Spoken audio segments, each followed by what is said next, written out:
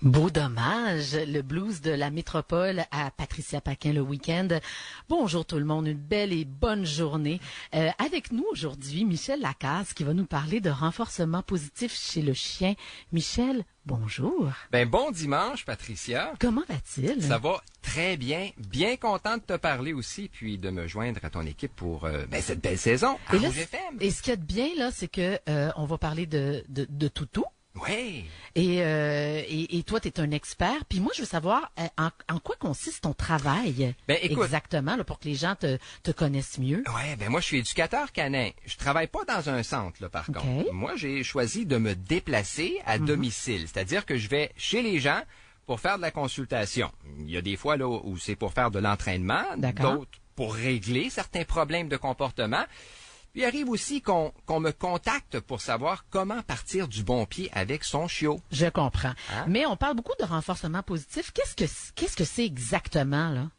Le renforcement positif, c'est lorsqu'on travaille avec des gâteries. C'est une méthode, Patricia, qui consiste à donner au chien un stimulus qui est agréable, quelque chose qu'il aime, comme sa friandise, là, ou son jouet préféré, pour faire augmenter la fréquence d'apparition d'un comportement. C'est ça du renforcement positif. Je connaissais ça chez l'homme, mais tu vois, chez l'animal, j'ai besoin d'un petit peu plus, un petit peu plus de détails, là, au quotidien, là. Comment ça fonctionne? Ce qui est super intéressant avec ça, c'est que ça fonctionne, plus on renforce un comportement voulu, plus le comportement va se répéter. Et c'est normal parce que la motivation est de recevoir. Donc, on récompense ce qu'on aime, puis on ignore les comportements qui sont indésirables. Puis, pour te donner un petit exemple rapide, là, d'un cas qui revient souvent, le chien qui saute sur la visite pour de l'attention. Oui. Hein? On voit ça fréquemment. J'haïs ça. Ce qu'on peut faire, là, c'est ignorer quand le chien saute. Donc, on ne lui parle pas, on ne lui touche pas et on lui donne une gâterie lorsque ses quatre pattes sont au sol ou lorsqu'il s'assoit. OK. Et là, le chien va apprendre rapidement qu'il est plus payant d'être assis que de sauter. Et le bon comportement va se répéter si on entraîne et si, évidemment, le chien est motivé par la nourriture. Puis c'est pas plus compliqué que ça. C'est fantastique. OK. Alors là, on va aller en musique. Oui. Et j'ai des petites questions auxquelles tu vas nous répondre, là, des questions qui reviennent fréquemment au sujet du renforcement positif. Parfait. Merci beaucoup. On écoute Madcon, Don't Worry, à Rouge FM. Madcon à Rouge FM. C'est Patricia Paquin qui vous parle et on parle de renforcement positif avec Michel Lacasse. Michel, quelle est l'erreur la plus fréquente qui revient lorsqu'on entraîne nos chiens? Une erreur fréquente, les chiens, ou en fait les gens ne récompensent pas avec un ratio assez élevé en début d'entraînement. Et ça, je vois ça souvent.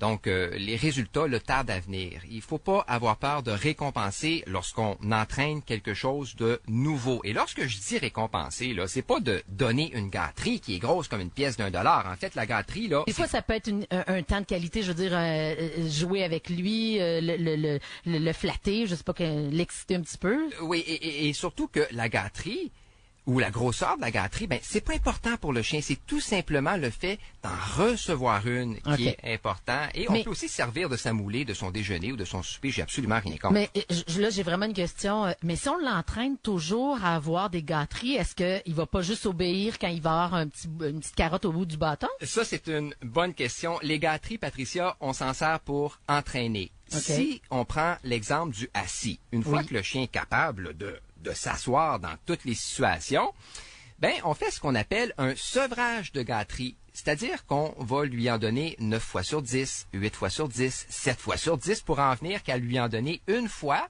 de temps en temps ou simplement lui offrir un jouet. Je comprends. Et est-ce qu'on peut régler tous les problèmes de comportement avec des renforcements?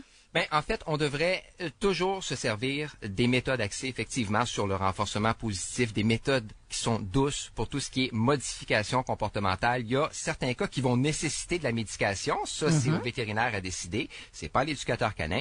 Mais pour ce qui est du reste, là, je vois pas pourquoi on aurait à utiliser la force ou toute autre méthode. Ça, c'est à éviter. Oui, absolument. Ça vient nuire, hein, la force à notre relation avec notre chien. Si on a un animal, je pense que c'est pour avoir du plaisir avec lui. C'est pas pour le stresser. Ben oui. C'est pas pour lui faire peur non plus, pour entrer en conflit avec lui. Ce qu'on veut, c'est qu'il soit bien. Et il faut se dire que si le chien fait quelque chose que nous, on n'aime pas, c'est pas pour nous déplaire ou pour se venger. Il faut évaluer.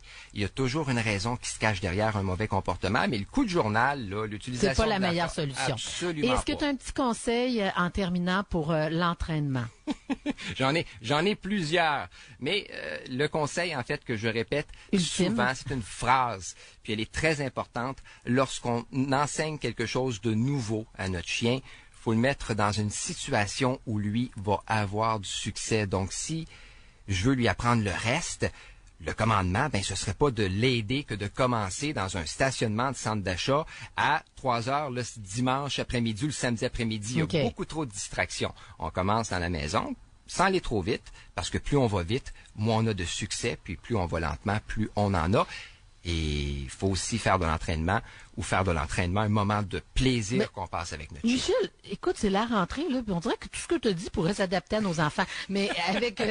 C'est vrai, ça. Non, mais c'est vrai, c'est le gros bon sens. Oui. Mais merci beaucoup, je trouve ça vachement intéressant et j'ai hâte d'en savoir plus à chaque semaine.